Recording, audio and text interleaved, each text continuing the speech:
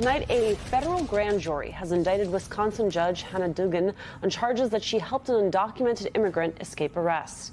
The judge asserts her innocence, but she's now suddenly at the center of the administration's fight with the judiciary over federal immigration policies. In Trump's deportation agenda, it is about to enter a new phase.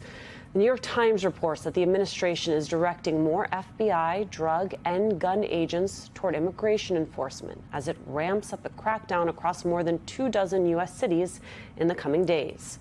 With me now, Democratic strategist and New York Times opinion contributor Chuck Rocha. He's also the co-host of the Latino Vote podcast and president of Solidarity Strategies. And Mark McKinnon, former advisor to both George W. Bush and John McCain.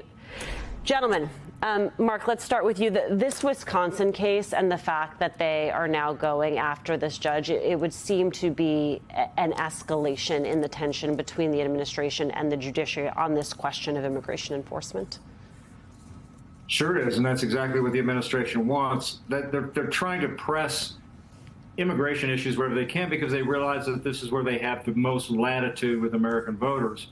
The interesting thing is that while that has been largely true, Trump's numbers have gone south on immigration because while American voters fundamentally do support Trump on the idea of immigration and immigration enforcement, they also have a very innate sense of fairness.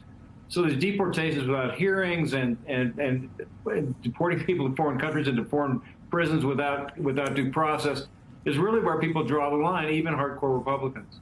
Right, Chuck, and then you had a story like the 19-year-old out of Georgia who gets pulled over because they misidentify her vehicle, ends up in detention, is still in detention. When these are no longer nameless, faceless people, but are people with stories that we begin to hear, it makes it clear that they are not doing what they told us they were going to do, which was to prioritize supposedly hardened criminals. And that's what they're trying to do, and Mark makes a great point, is that they're trying to scare people around a topic that they think is their best topic.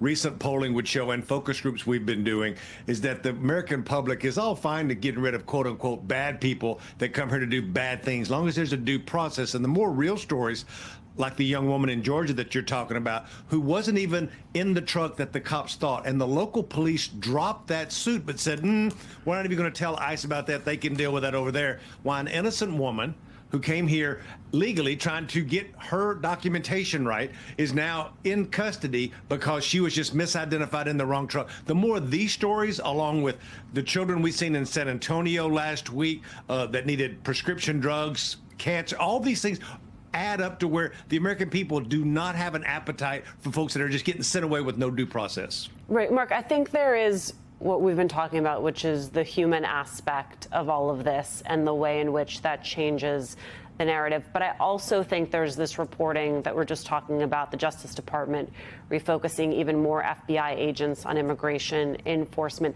If the promise was to make America safer, is taking resources that are supposed to be really targeted on a number of legitimate threats to the homeland and reappropriating them to be about immigration, does it actually undercut the administration's narrative that they are focused on safety?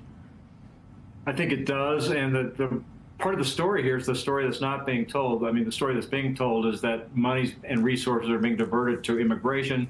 Trump likes that narrative. They think they have support for that.